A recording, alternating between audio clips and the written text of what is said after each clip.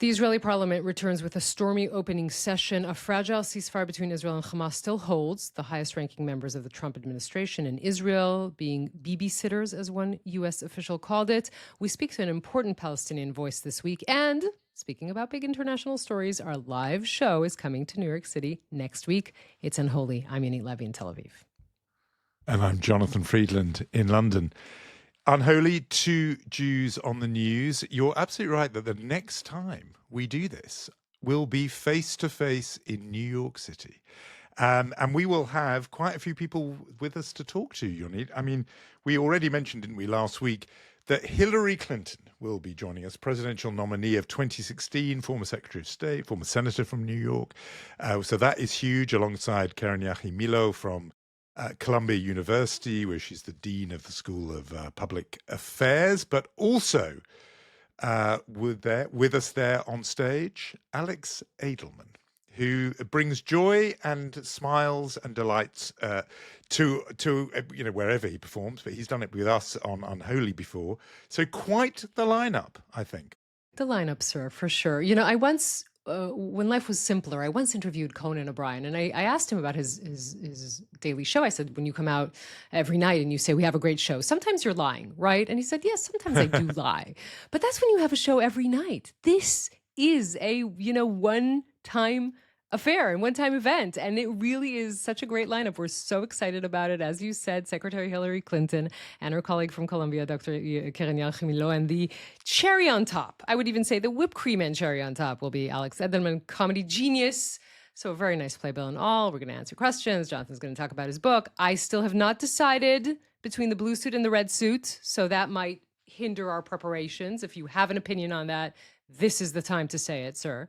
But other than that, I thought you were encouraging listeners to write in with their suggestions. I kind of was thinking about it, but I didn't know if Yeah. it was too, fluffy for them to, because they're serious people, our listeners. It's a serious question. I think it's a serious question. There's partly the superstition argument, which says for the live show in London, you went with blue, and that went very well. And so shouldn't we stick with the winning formula? If it ain't broke, don't fix it. All of that.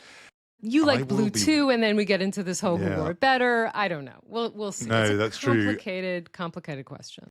And obviously there is a real debate who wore it better. It's very, very hotly contested. No, I think, I think it will work whichever colour you opt for, although maybe it will be seen as a political statement, blue state, red state. Exactly. You've got to think about that in the US. But I will be certainly in blue that day. We do look forward to it. I was just thinking about your reference to the whipped cream and the cherry with Alex Edelman. Wouldn't that be too much dairy for the Jews? Do you remember Alex Edelman said Shavuot was not Jewish because it was too much dairy? Okay, point taken. So chocolate sauce and cherries. I'll do it. I'll change my metaphor. You're right about that. Too much dairy in the whipped cream. Exactly. I think we solved all the problems. Do you have anything else to talk about this week? No, just there. If you are in New York City or even within striking distance, really do yourself a favor, book yourself a ticket. There are still some left because it's just, a few days away. We will Wednesday, be there October and we look 29th. forward to seeing you there. We really do. In the meantime, let's talk about our region, Jonathan. A revolving door lots going on. Yes, a revolving door of U.S. top Trump officials here to make sure that the ceasefire holds. It really does look like it's the U.S. Calling the shots, quite literally. There are headquarters in Kiryat Gat of the United States. So there are no American boots on the ground in Gaza, but there are American boots on the ground in Kiryat Gat, a southern city in Israel. And indeed, in this week when Israel tried to halt humanitarian aid to Gaza after Hamas breached the agreement to return deceased hostages, the U.S. turned that decision around. This got to a point where Vice President Vance in Israel had to say, Israel is not a client state. This was an answer to some of the people who were criticizing Netanyahu. I remind you that one of them is indeed the head of opposition, Yair Lapid, who said in the Knesset this week that Netanyahu caved to U.S. pressure and turned Israel into a vassal state. So all of this is going on.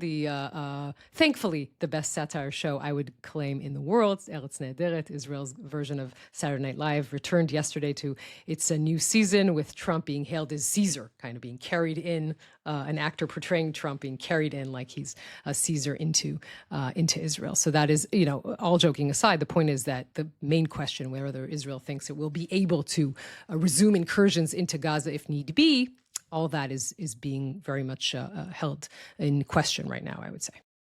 Yeah, it's fascinating that it was the opposition saying this, making this vassal state point, because for many, many years, there were people on, broadly defined, the left, center-left of Israeli politics, who, in their despair that there would ever be a solution for the Palestinian-Israeli conflict, often said, look, the Americans will have to force us to do it one way and another. We just need somebody to get a grip on this and force us to do it. And in the end, it wasn't a John Kerry or a Bill Clinton or someone like that. It's Donald Trump who is pushing Israel to make these sorts of moves. And, I think there's a kind of be careful what you wish for thing there. I still am so struck by the sight of all those Likud members of the Knesset just lauding Donald Trump last week and bowing before him, essentially, just to stick with the Eretz Nehederet image of the Caesar, that it was as if they were sort of garlanding him with laurels in his chariot when he came to the Knesset. And yet, it's becoming ever clearer that he is, and the Trump administration will push Israel to do things that the, figures on the right would not have wanted Israel to do. And, you've mentioned some of these examples. Marco Rubio obviously felt confident enough to say, these preliminary Knesset votes, they've been as if laying the ground for some future annexation of parts of the West Bank. No way. This threatens the ceasefire. This threatens the Trump ceasefire. The emperor won't like this. The emperor will give a thumbs down in the arena. If you do this, back off. And that we should know what that is, that this is the Trump administration saying, we are not going to make the dreams of the right come true. We will be the bloc on those. What the left in Israel could not do, what the Europeans couldn't do, what the UN and all the NGOs couldn't do, Donald Trump and the right in America will do, which is to stop and halt this move towards, annexation and so on. I just think if you're on the right in Israel, who were really pushing for Biden and Kamala to lose and for Donald Trump to come because he would enable everything to go your way, it's a moment of pause because it's not quite working out that way, at least right now. And of course, things can change on a dime. First of all, I'm reading between the lines. It definitely sounds like Jonathan Friedland is poised to give Donald Trump the Mensch Award very, very soon. That's what it sounds like to me.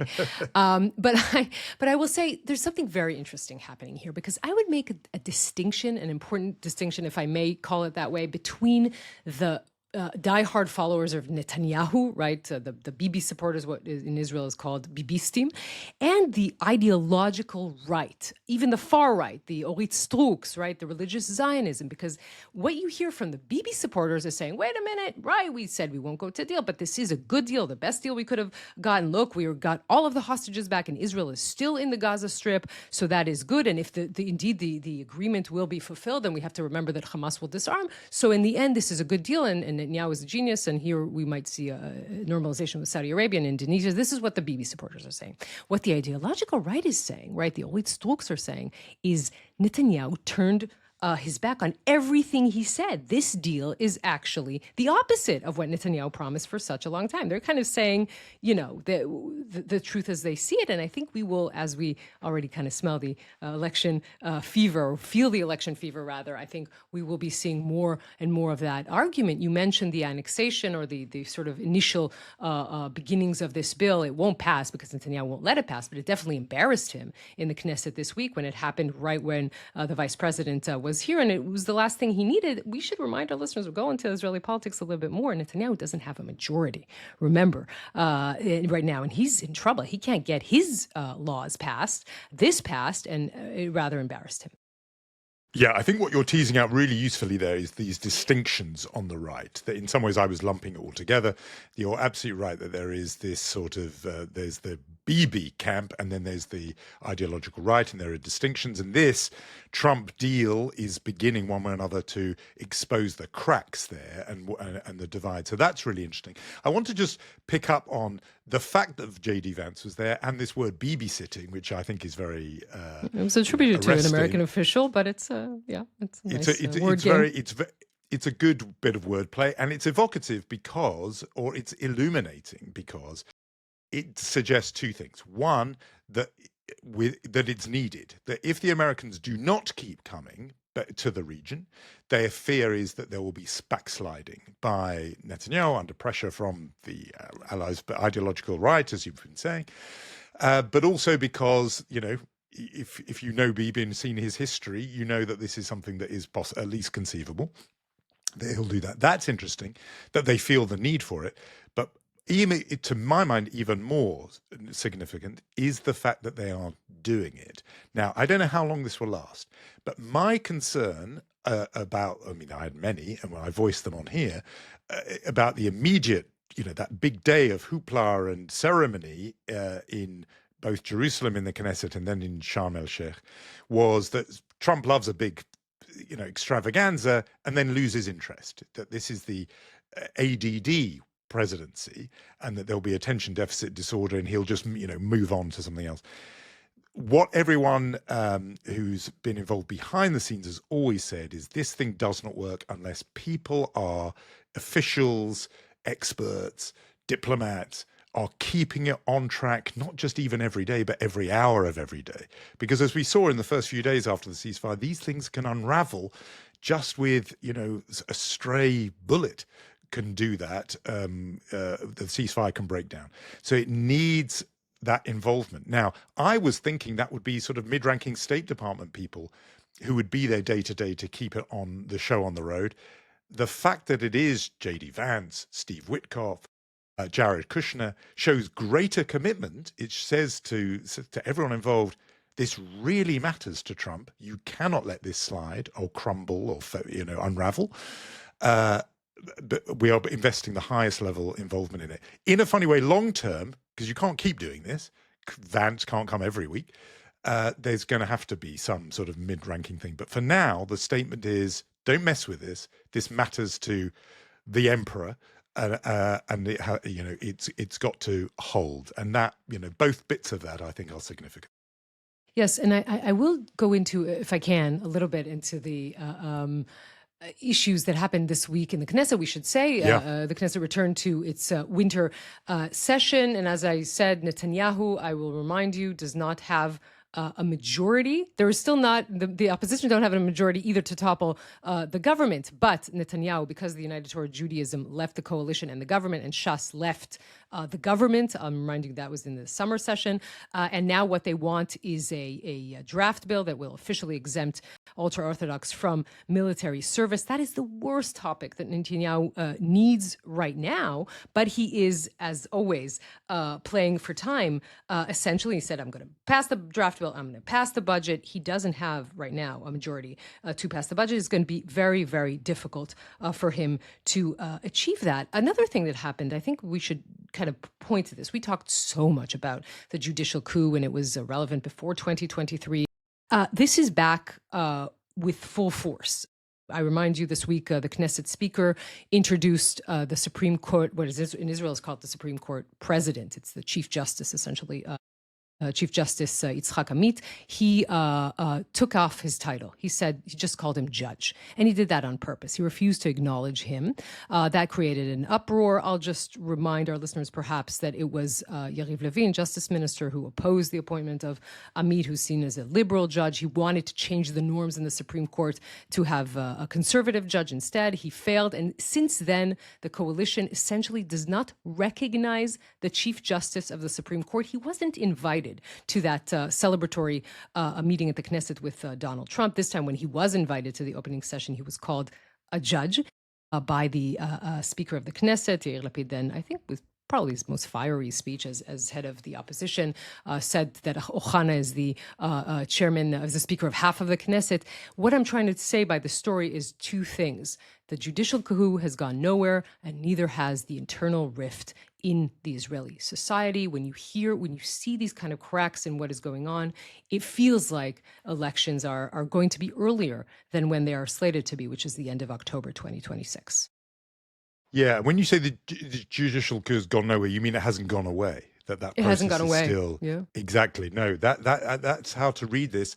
It seems it's very easy to dismiss this kind of thing as trivial or ceremonial. No, it's really important. And that thing about not recognizing the authority of the Chief Justice of the court is in effect to not recognize the authority of the court fully. And we've seen that in the United States, where that process of trying to erode the legitimacy of core institutions which might act as a brake on the executive. I mentioned the United States, but people will know that playbook from Viktor Orban's Hungary or Erdogan's Turkey. That's how it doesn't just begin, but that's how it rolls, where you begin to say these institutions do not have the standing that is accorded to them. No, that is very, very significant. And I mean, on the point about elections, I still am puzzled by this. I mean, I agree that there is this electioneering atmosphere. I thought that Netanyahu's speech, in the Knesset before Donald Trump, also sounded to me like the first opening shot of a campaign. Sounds like a rally. I'm quite surprised he hasn't just already made the move. And I may say that because surely the peak of his popularity will be in the immediate aftermath of the hostages coming home, Trump saying he's a great guy, a great wartime president is how he, inaccurately described Netanyahu. Why would you wait a bit longer? Even I know we're talking just a week or two, I just don't completely understand why he wouldn't think the time to fire the starting gun is the minute Donald Trump's plane left from Ben Gurion Airport. That's when you call the election. What's your view of, even if it is early, why isn't it right now?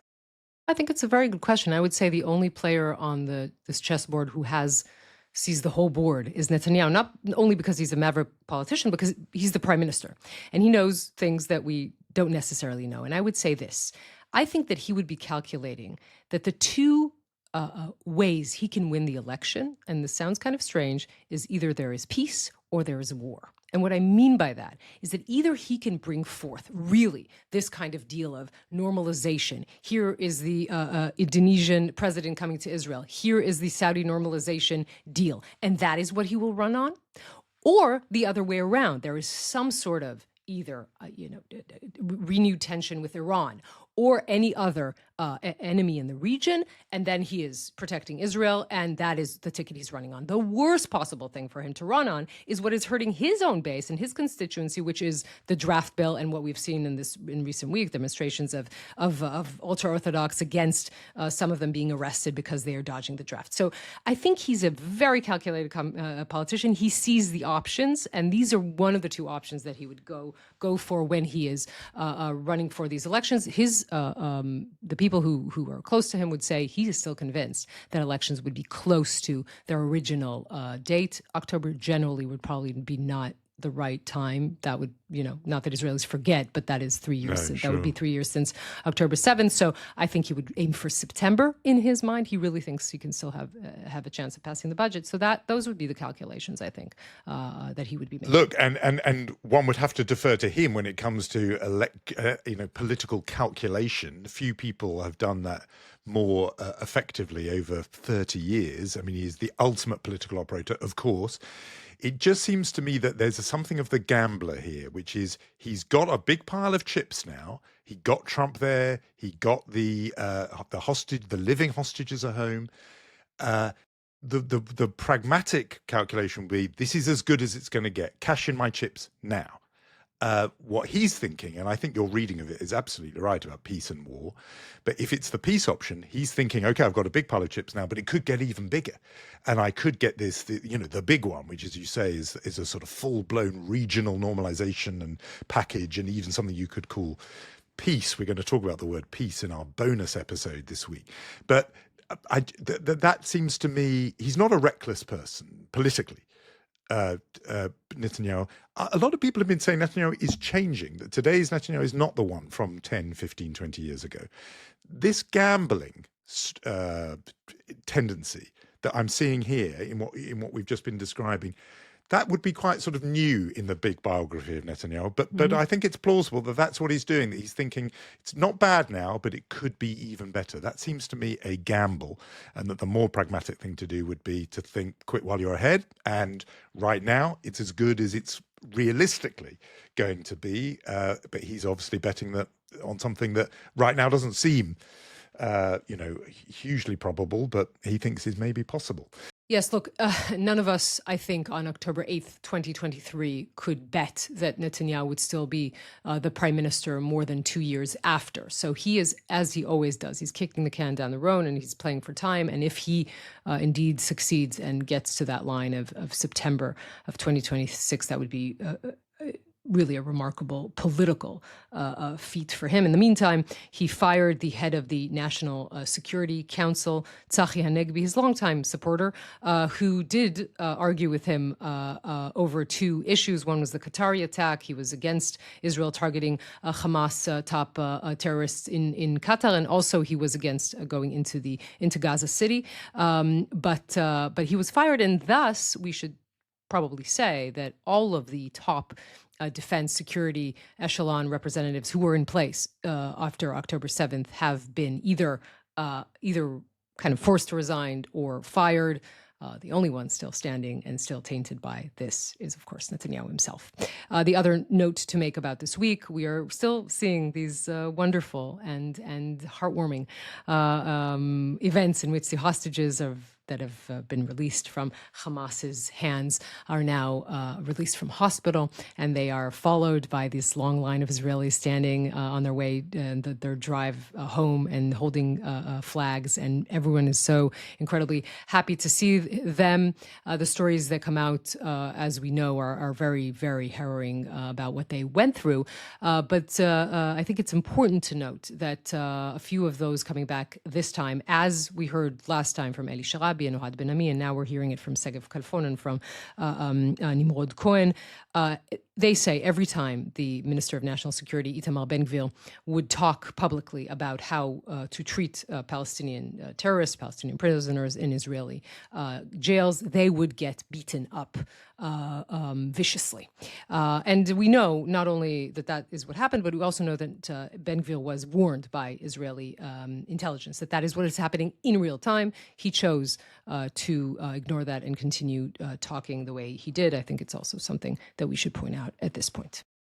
I think this would be a good time to hear a voice that we have been wanting to return to for a while, and to hear what is happening on the Palestinian side, and how does it look like from that angle, from someone who is, perhaps we can say, incurably optimistic, or at least sees some kind of hope for both peoples.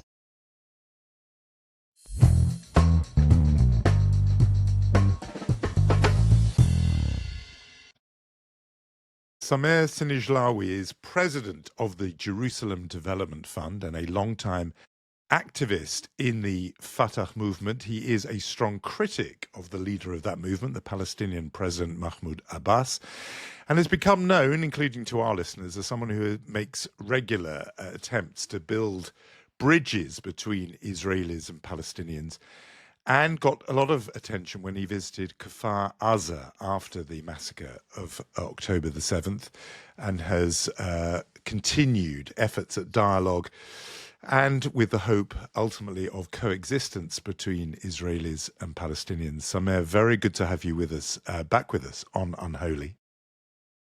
Thank you, Jonathan. Thank you, Yonit. I'm always happy to be with you. So Samer, on this podcast and elsewhere, we've talked a lot about Israeli responses to the ceasefire, to the release of hostages, to the release of Palestinian prisoners. But tell us how Palestinians are reacting, whether it's East Jerusalem, whether crucially, obviously, in Gaza and beyond. Well, I think everybody was released.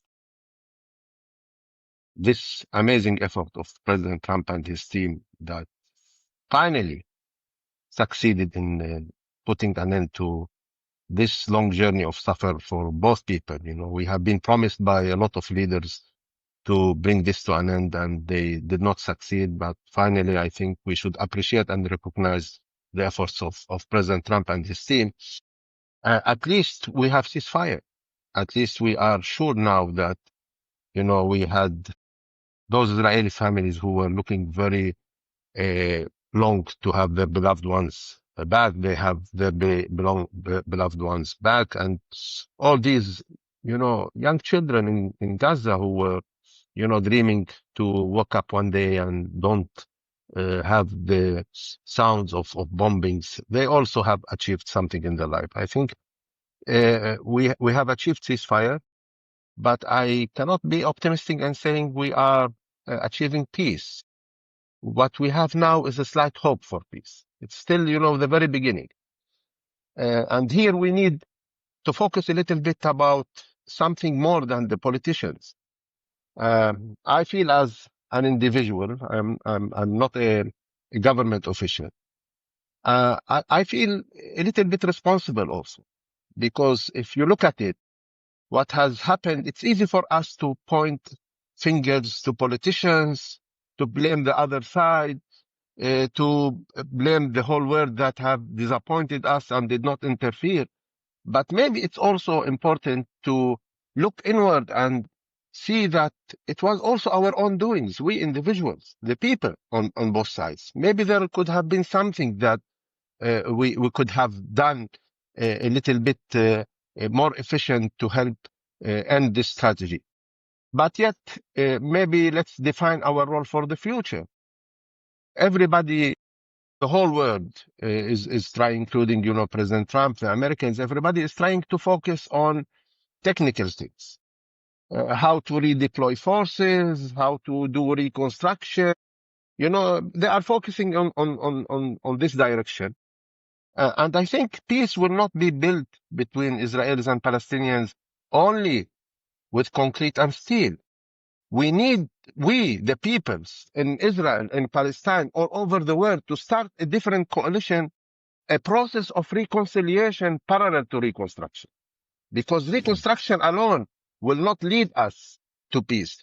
The damage that has happened is beyond on buildings who were torn to rubble, or, you know, the physical results of damage of that war on both sides. I think the psychological damage among the people is more obvious and stronger, and we need to heal it. It's time for us now to start finding a way of how can we heal our wounds very quickly, because I think it's not in the interest of us as individuals, as people, as human beings, to live more into despair.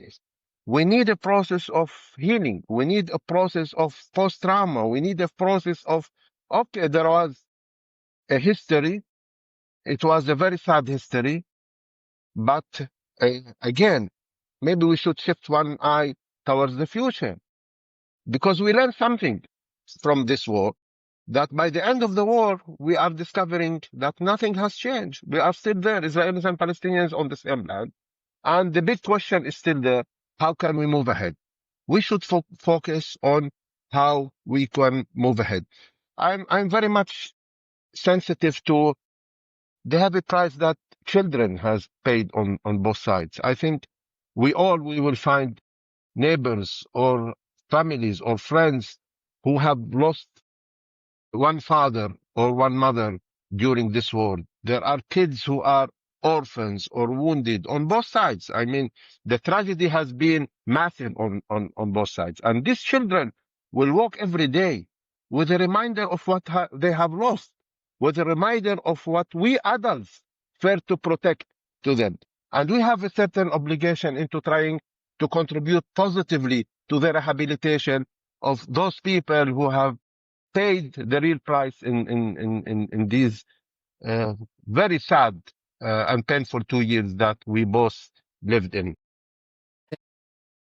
Every time I despair, I think of our conversation on the podcast in February of 2024, and I think of your even optimism when you talk about the word peace, right? That has been so lacking in the conversation. I mean, you look at both sides and the devastation, the massacre. Israel is still in trauma, in a deep trauma, as you mentioned, in Gaza. Really devastation, tens of thousands dead, and you talk about the word peace. How is that even possible? In some ways, the psychological way you talk about, we're farther away from that point in our minds. You look at polls, you see in every poll in the West Bank and in Gaza, Hamas are have more support than Fatah. You see in Israeli polls, the idea of a Palestinian state is not even, is so low in those polls. How can you see that way forward? It is confusion. I am very much confident that we will find our way, because I know very well the Palestinians and I know very well the Israelis. I can tell you with no doubt, and everybody should know it, we have common humanity that is bonding us. Nobody can deny the humanity of the other side. So this common humanity will rescue us from ourselves. So sometimes I look on the Palestinian side of the equation, and I think we need to think of how can we defeat ourselves before looking of what can I do with the other side, because we have our own wrongdoings that we need to correct. We need to admit that sometimes criticism should not be pointed outwards. Sometimes we should start inwards, thinking what we have done wrong and how can we correct it. Self-criticism is very important. And I think each side will come to conclusion alone without being lectured by the other side what steps that should be done from my side in order to help the other side come certain steps ahead. So I believe in our common humanity. And I think what you have been reading about in polls or in media, this is part of the confusion. We are a little bit confused.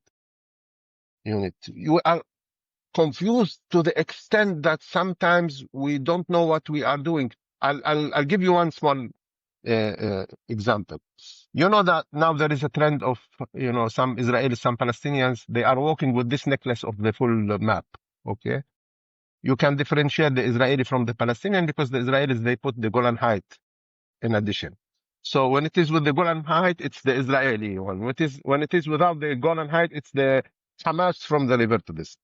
I was in a right-wing conference in Israel. It's a MAGA, American Jewish and right-wing conference. I was invited there, and in the crowd there were two Jewish ladies, I think from New York. They were with necklaces. And then I asked them, may I ask, from where did you buy these necklaces? They said, from the old city. I told them, okay, you bought the wrong necklaces. They were putting the Hamas from the river to the sea. We're starting putting the symbol of the enemy. And we are confused. We don't know what's the difference. So it's confusion. But Palestinians and Israelis, by their naturality, we have a history of 3,500 years of coexistence. Only the last 100 years went wrong. But, everybody is in this land is learned by nature, by DNA to accept the others. When I was a kid, I am a Muslim who was born in the old city, but I went to a Christian school and a French Christian school. And I was beginning the day with the Christian prayer, Bismillah wal Ibn wa Ruh wal Qudus. And I was doing this, without feeling sensitive to it. And when I used to go home, my grandfather accompanies me to do the Muslim prayer in the mosque. And I was happy with both, So by nature, we don't have this real sensitivity or discrimination, or we are able by nature, by DNA, to live and coexist. But I think We have been confused by political elites on both sides that kidnapped us to the road of ignorance of the other side, to the world of psychological barriers. Yeah. But this can collapse easily if we start thinking in a different way in this conflict. So you're speaking there, and actually very effectively, about the big picture, maybe the long term. I just want to talk about the immediate, the now. Starting with Gaza, obviously there will be people now whose only focus is on getting back to their homes, rebuilding homes. There may not be room for conversation about the governance of Gaza, but to the extent they're thinking about it, and it relates a bit to what Yonit was saying about those polls, but who do they think, those people who've been through so much in Gaza, who do they think should now be in charge of Gaza?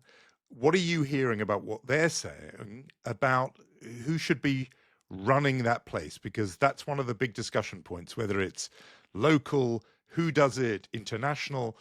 What are you hearing? Well, I think there is a disappointment among the Gazans, and I reflect this as a Palestinian. It's part of our internal discussion and debate, because Gazans, they feel that nobody is noticing them. So everybody is talking about Gaza, nobody is talking with Gaza.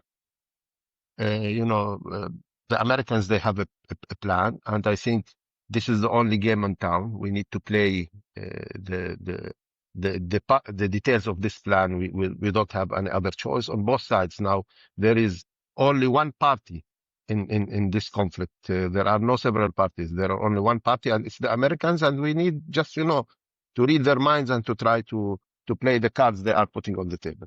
But nobody is involving Gaza. And in Gaza, there are lots of smart minds and good souls. People who, despite the suffer and pain, they don't want to turn to revenge. They want to turn to, let's end this. Let's start building back our home. We need the infrastructure. We need back some water, some electricity. We need the sewage system. We need the roads. We need our education. Our kids have been for 2 years without education. This is terrible. 660,000 kids in Gaza have been for the whole 2 years without 1 hour of education. And they are the people who stayed during the war in Gaza. And they are the only ones that are capable to plan their future. They are the only ones that are motivated to start doing the hard work and guarantee a better life every day along the road. And I think they owe us to give them the opportunity to be engaged.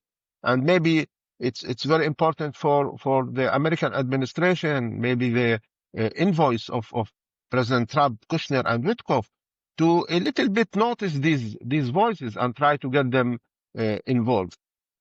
There is a lot of hard lessons that we have learned. I'll tell you something of the Palestinian side.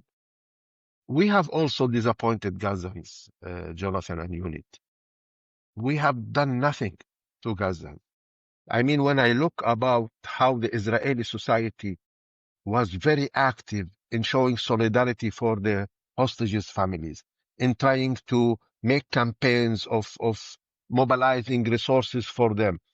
We have disappointed Gaza because it's at least one Palestinian family from West Bank took the responsibility of sending $1,000 to one family in Gaza every month. We could have helped them maybe a little bit to live these very sad days in a more decent way.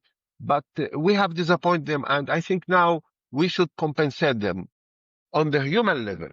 On the human level, we need a little bit to cooperate with all the people all over the world to start something parallel to the governmental plans in Gaza. It's in the benefit of everybody now, including Israelis, to make Gaza a better place for its inhabitants. Because, everybody is now focusing on the issue of demilitarization of Gaza. I think the D word is important, but it is short-sighted alone. We should focus on 4 Ds, not only 1 D. Gaza should be demilitarized, but Gaza should be also de-radicalized. And I think de-radicalization is not a monopoly on Gaza. Maybe we should look, cross the borders of Gaza. What's happening in the West Bank, maybe a little bit on Israel. We should, de-radicalization should be something that is dominant. We should enforce it, because it's like pandemic. If you do it somewhere and you leave it somewhere else, it's dangerous. But we need also to democratize Gaza. We should also develop Gaza. So development, democracy, de-radicalization and demilitarization, these are the 4 pillars. If we miss one pillar, whatever we are building in Gaza will not be sustainable. We need to be sure that Gaza will be a different place for its inhabitants, and then Gaza will start to be a different place for all of us.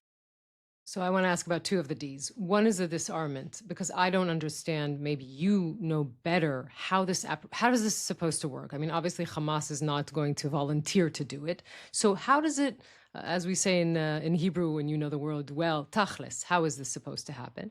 And the de-radicalization, when you talk about that, and that's very important, do you mean education? Do you mean more than that? How do you see that happening? Well, I can speak very long on these issues because they are very important. On the issue of the disarmament of Hamas. Now, we should ask ourselves a question. Did the military operation of 2 years succeed in the disarmament of Hamas?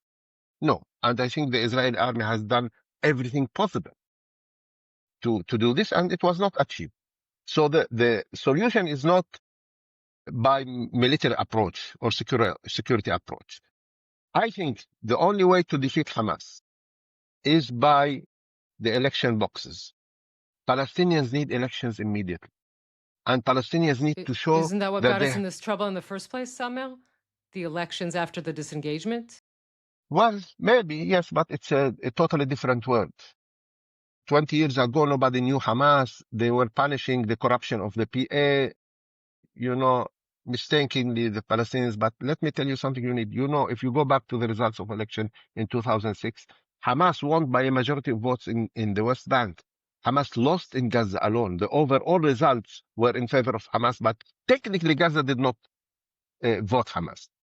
Anyhow, why important election is? Because I think if we Palestinians are able to defeat Hamas in election boxes, this is a good message for you in Israel, that the Palestinians, a majority of a democratic vote was against Hamas, and they kicked Hamas out of power. If we are able to produce a Palestinian Ben Gurion that has in his mindset the understanding of using the Altalena option when needed to rescue the Palestinian people, first of all, from repeating this strategy that we have been in, then this is the way forward. Disarmament of Hamas can be done only by Palestinian votes and with Palestinian hands later in enforcing some kind of role of law, one arm, one law, because you cannot build up statehood by recognition from the others. Statehood are built up by practice, by determination, by hard decisions, like Ben Gurion. So this is the way. Now, de-radicalization, it's a very complicated process. It does not depend only on changing the curriculum. We can change the books, Yonit. How can I control the discussion in the classroom? If I don't rebirth the Palestinian people from the basic, if I don't start with the statement, as a Palestinian, we need to change, for example, the narrative. I don't know why until now we are not recognizing the historical links of Jews in this land. If you open the Quran, the biggest chapter, the longest chapter in Quran, Surah Al-Baqarah, is only speaking in details about the history of Jews in this land. It's there in our holy book. So continuing denying the rights and links of Jews in this land will keep Palestinians confusing whether the Jews belong or don't belong, whether it is an issue of might or right. It's not an issue of might. Even if Israel will be one day weak, they still have the full right to exist in this country because we need to accept and recognize that right. Okay, we need to remind you that you have never been alone. There was others, and these others are us. So we belong, but we need to start with this. We need to start with this recognition. When you start with these changes of narratives, then the Palestinians will start thinking in this conflict and the relation with Israel in a different way. Ironically, the Jews in their history were linked to the mountains of the West Bank, Judea and Samaria. We, the Palestinians, we are more linked to the seashore. Now the two-state solution is giving you guys the seashore and is giving us the West Bank and Gaza. But we need to accept this reality. Our connectivity to the land does not stop on borders. The borders only show our respect of the other side, right to exist on a political framework, because we need to understand that Jews need to live in their democratic Jewish state, and we need to recognize it as a Jewish democratic state. And the neighbors, the Israelis, need to recognize that also the Palestinians have aspiration and need to live and survive in their independent state. So democratization is part of dealing with Hamas. De-radicalization needs to work the roots up, and this requires leadership, serious Palestinian leadership that takes very tough decisions. It does not stop in changing the narrative only. We need also to take a more different and more difficult decision. For example, redefining the law of the right of return. We cannot claim that the two-state solution is the only solution while saying that another 6 million refugees need to be flooding to Israel. We need to allow our people to understand that we need to redefine the right of return to be the right of return to the state of Palestine, and not to the place that the grandfather and grandmother of the refugees in Lebanon have left from inside Israel, because it does not make sense. If the Israelis will one day, and I say it, we are always one Israeli election away from peace. If we Palestinians are able to convince 51% of the Jewish voters in the coming elections to change their hearts and minds towards trusting Palestinians in a path of peace, we will have peace, we will have statehood. If not, nothing will help us. We can get the recognition of 190 states to recognize the state of Palestine. If Israel is not one of them, it doesn't help us. So, Samer, a lot of listeners to this podcast will be listening along thinking, well, that kind of Palestinian I could agree with. He's saying all the things that I need to hear. But what they'll be wondering is whether, let's say there were elections, how many Palestinians would be agreeing with what you're saying about, for example, that change in conceiving of the right of return and so on. So I go back to Yonit's question about if there were elections. Given what happened last time, how confident are you that for one thing, Hamas would not win, given what these polls are saying about their standing in the West Bank? But second, in the absence of the kind of Palestinian leader that you represent or would call for, when instead the Palestinian leader on the Fatah side is Mahmoud Abbas and Hamas on the other side, what confidence could people have that elections would produce an outcome that, yes, would have more people who sound like Samer Sinijlawi than sound like either Hamas or Mahmoud Abbas? Well, we need to let the several ideas and programs compete each other in the election. The only way we can test the will and the intelligence and the choice of the Palestinian people is by allowing them to choose. Jonathan, today, we are paying the heavy price of Abbas and Hamas out of no choice. Hamas on the 7th of October decided to take 2.3 million Palestinians in Gaza in a collective suicide attack against Israel, and they did not consult with them. They ran down to their tunnels to protect themselves and their families, and they left all the others on the ground to pay the price. So don't think that the Palestinians are not understanding this equation. And at the time that the Palestinians are seeing 1.2 million kids in Gaza without drinkable water. And the 6 grandkids of Abbas are going every day to their high-end school in Amman in 6 G-class armored Mercedes in a convoy in style and luxury. Okay. While their drivers don't receive the salary. Don't think that the Palestinians are stupid, are not noticing this.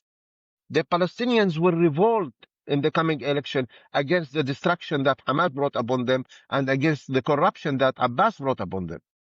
If you see that the Palestinians were watching the ceremony in Sharm el-Sheikh in a way that our president, unfortunately, was humiliated. He came to Sharm el-Sheikh and there was no Palestinian flag among the flag.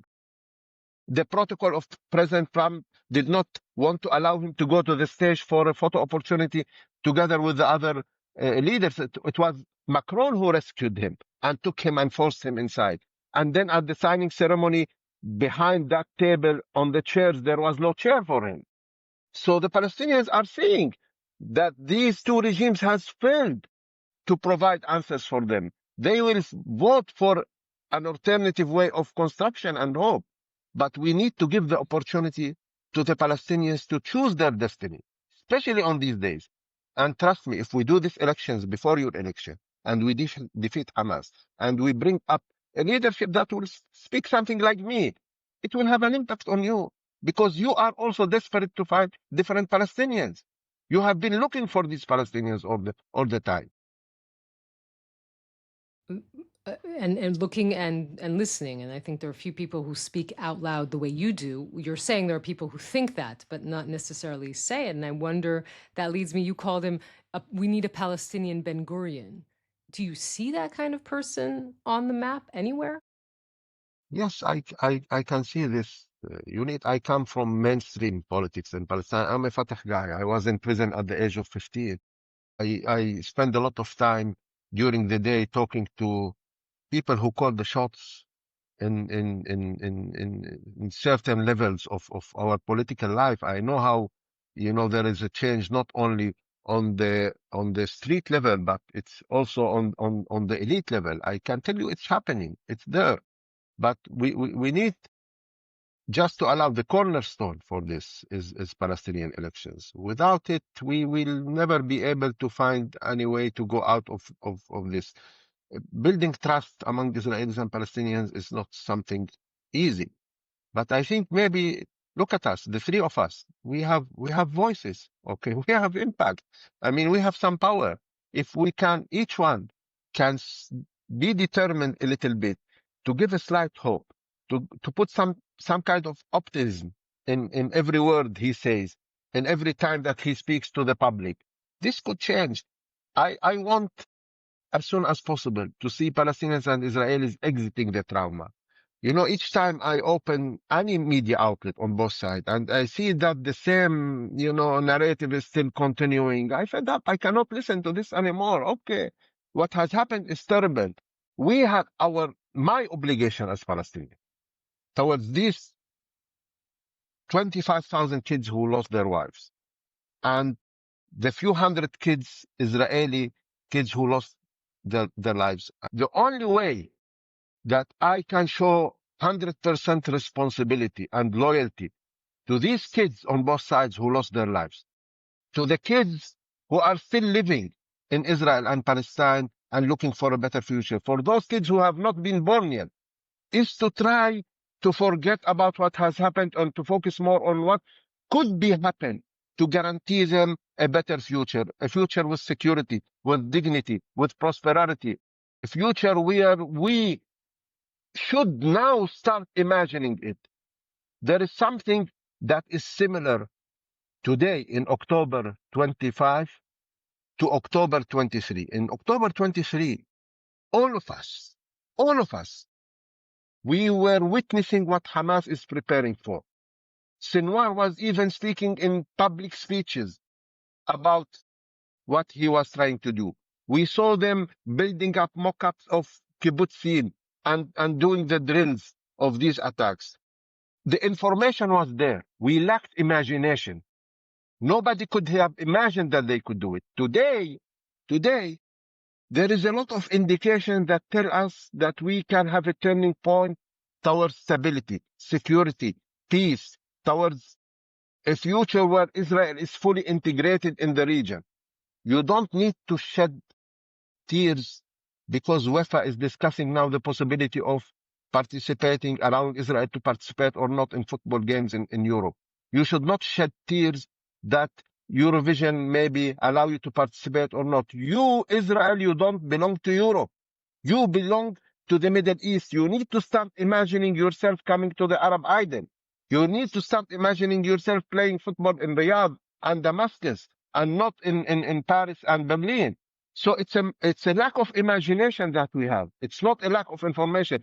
Everything is telling us that we might turn this Middle East into something better, but we need to start imagining it.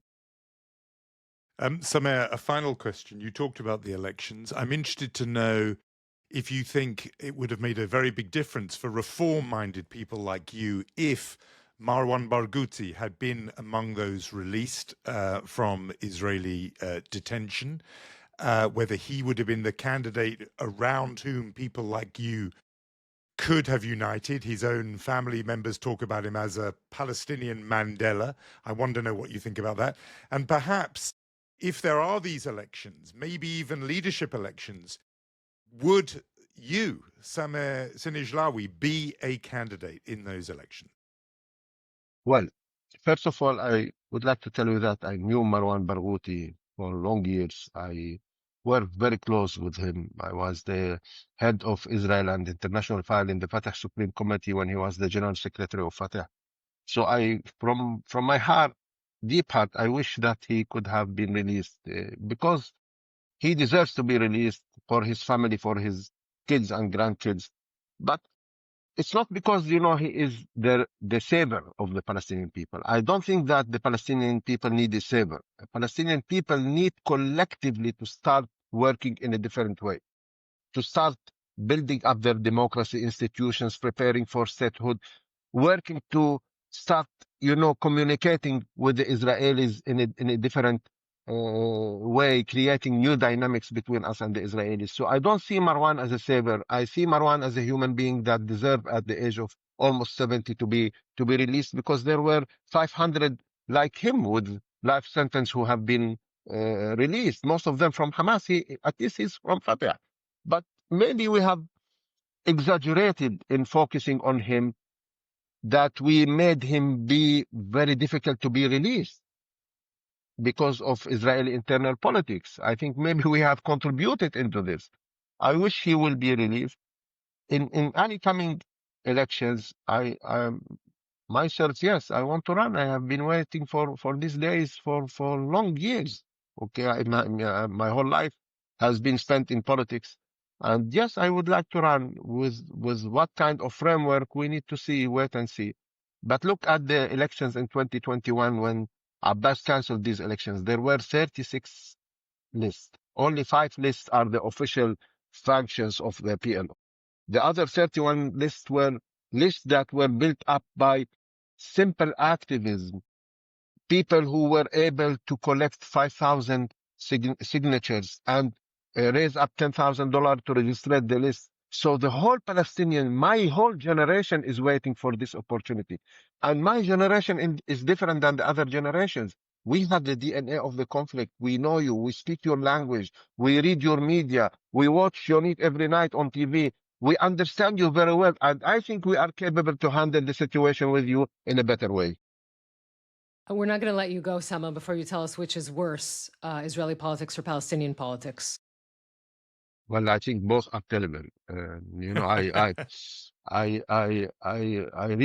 really worried. Honestly, Unit, I'll tell you something. I'm really worried a lot about what happened internally in Israel. I am more worried about the isolation that Israel is getting from the international community, because for me, it's a nightmare to see Israel trapped between internal radicalism and international isolation. This is a catastrophe equation for us as Palestinians. I want Israel to be more relaxed, because the more Israel is relaxed, the more Israel is in better conditions to look at the Palestinian side in a positive way. So what's happening internally and outside worries me a lot as a Palestinian, and I hope it will end as soon as possible. Samer Sinijlawi, it's always a pleasure to talk to you, Sama. Thank you so much for coming on. Thank you. Thank you so much for hosting me again. It's a pleasure.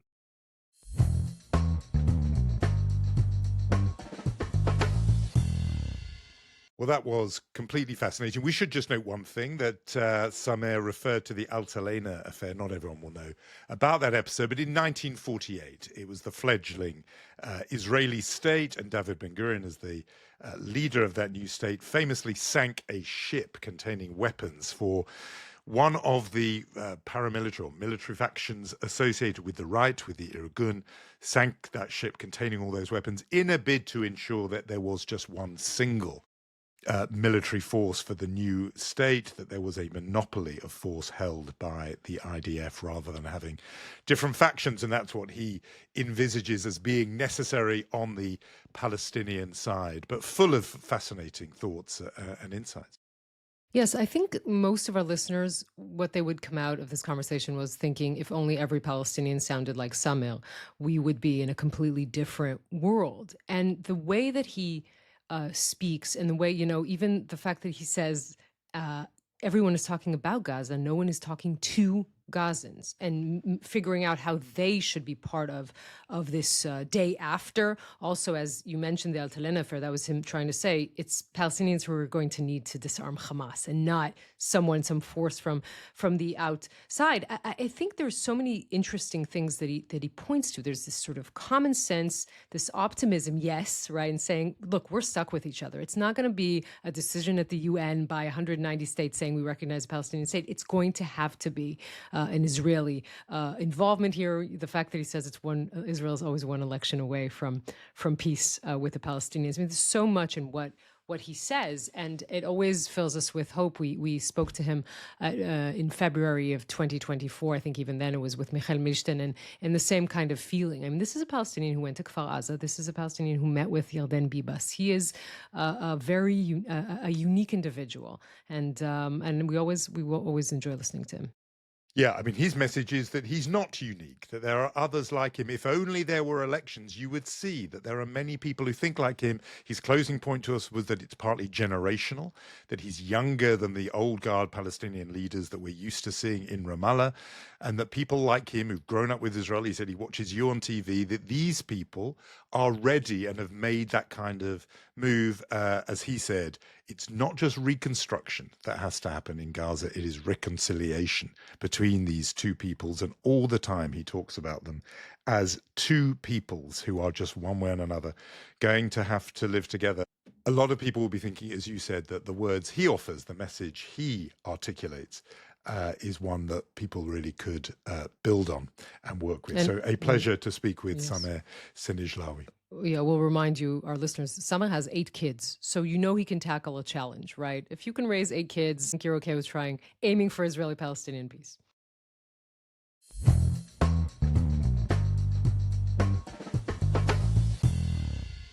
Before we go into our awards, we wanted to discuss the Aston Villa story. Jonathan? Yeah, I mean, Premier League football club Aston Villa were due to play Maccabi Tel Aviv, or are due to play Maccabi Tel Aviv in the Champions League. The local security authorities, a body that combines the police and local community, decision makers, decided that they did not want visiting Maccabi Tel Aviv fans to come because they feared for safety. This decision was immediately received by not just the Jewish community and sort of Israel supporters, but actually by a whole lot of people in government. In fact, all the British political parties denounced this move, which they said amounted to anti-Semitism, because this was somehow exceptional that you were keeping the mainly Jewish fans of a mainly Jewish club, Maccabi Tel Aviv, out, and that therefore counted as anti-Semitism. The reason why I say it's complicated is this isn't wholly unique. Fans of other visiting football clubs who have been barred before there was a club from Warsaw and so on. And it's partly because of the association with some of those clubs with violence, and particularly with racist violence. That's what's been the argument made in the past.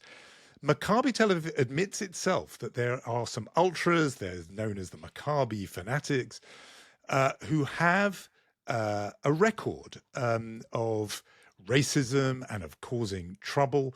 Famously, Maharan Radi, an Israeli international midfielder who signed for the club, was greeted with death threats and racist slurs by fans who didn't want an Arab player in the club. There is a history with that small group. The club itself say that that's a problem that they are really trying to deal with. So defenders of this decision say it was not unique. It was about preventing violence that is associated with one small section of the fan base. Others say this is different because the decision was not made by UEFA or the footballing authorities, but made by the city, and the local MP and others were seeing a kind of political reason to boycott Israel. The one thing I would say is that a lot of people have been calling this anti-Semitic. I sort of balk at that a bit because that implies that fans are arriving at the ground, and if they're Jewish, they're turned away, even if they're Jewish Aston Villa fans or whatever. That and even politicians here have been echoing that, saying, people must be allowed to go and see football matches, whatever background they're from, and so on.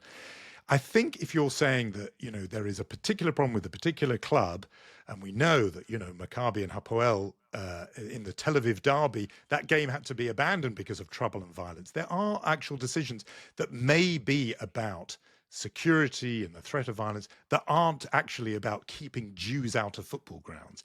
It just seemed to me that was a bit of rhetoric that was not helpful, that confused this situation.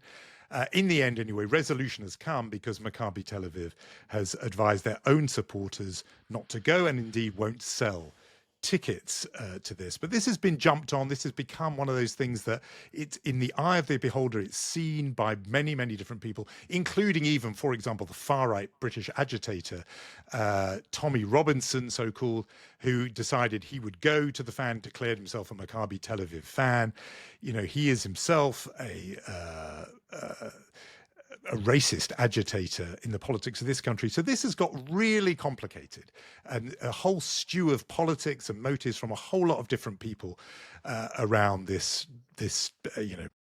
So I'm not sure it's so complicated, like you would say. And I would to respond, I have to begin by saying that this house is very much a poil, which is red and white. And if I will be seen or heard as protecting or trying to defend Maccabi, which is, of course, blue and yellow, they might kick me out. But I will do that anyway, because I think that, first of all, we'll start from the end. The fact that Maccabi Tel Aviv in the end said to their fans, don't come, is because of the security concerns. It's not because they agreed with the decision. In fact, it was also freed hostage Emily Damari, who really slammed this decision. She's a longtime supporter of Maccabi. She called it outrageous and disgusting. And she said, I've been released from Hamas captivity, and I can't, and our fans can't come to Birmingham. I'm shocked to my core with this outrageous decision. And you mentioned, Jonathan, I think it's just important to be accurate on this, of a game between Maccabi and Hapoel that was indeed stopped, had to be stopped. The police stopped the game because of flares being thrown into the field. They were actually